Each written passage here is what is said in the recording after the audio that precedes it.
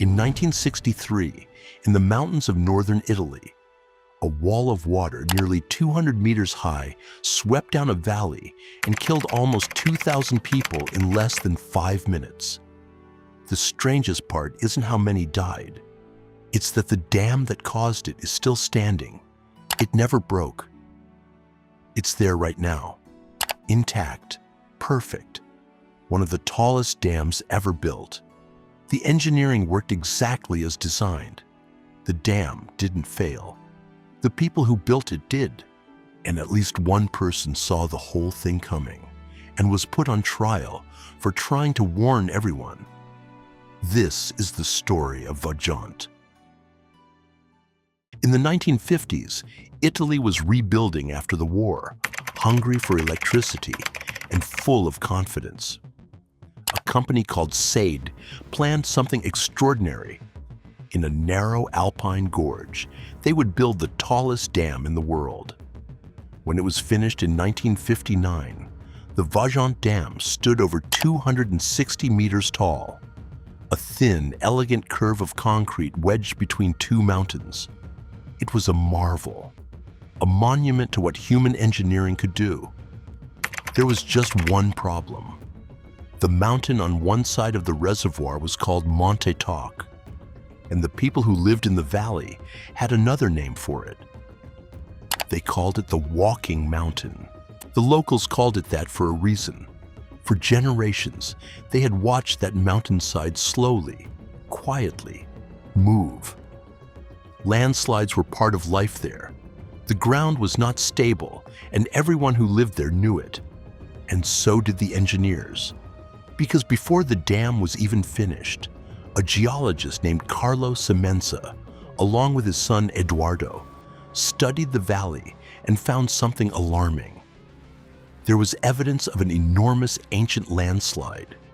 In the very basin they were about to fill with water. Their conclusion was simple and terrifying. If you fill this reservoir, you could destabilize the entire mountain. And if the mountain comes down into the water all at once. Well, nobody fully wanted to imagine that. Here is where the story stops being an accident and becomes something else. Because the warnings didn't stop with the geologists. In 1960, just after the reservoir started filling, a landslide of nearly 1 million cubic meters of rock slid into the water. A warning shot. The water level was lowered, but the dam was too far along, too expensive, too important to stop. And then there was the journalist. Her name was Tina Merlin. She was a reporter who listened to the people of the valley, the farmers, the villagers who watched the mountain move. She wrote articles warning that the dam was dangerous, that a catastrophe was coming, that lives were at risk.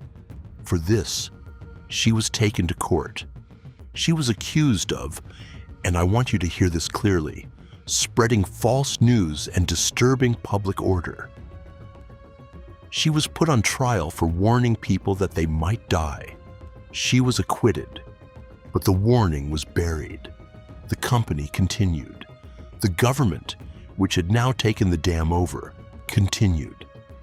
The experts were sidelined. The press was threatened, and the reservoir kept filling. By the autumn of 1963, the mountain was no longer moving quietly. It was moving by centimeters a day. The engineers could see it. They were measuring it. They knew now that Monte Toc was going to come down.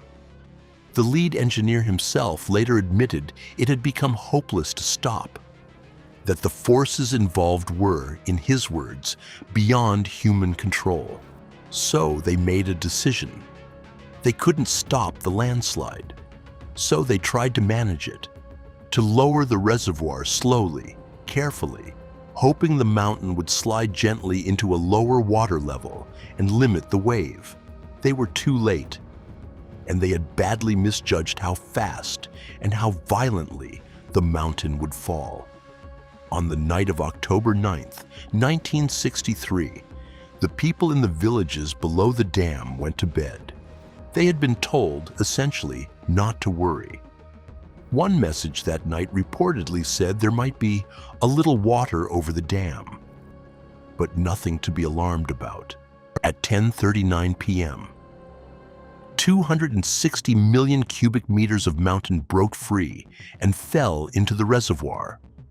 The rock hit the water at enormous speed and pushed it out of the way, sending a wave up over the mountainside on the far shore, and then up and over the top of the dam itself, a wall of water nearly 200 meters high. The dam held. It did not break. It is, as I said, still standing today.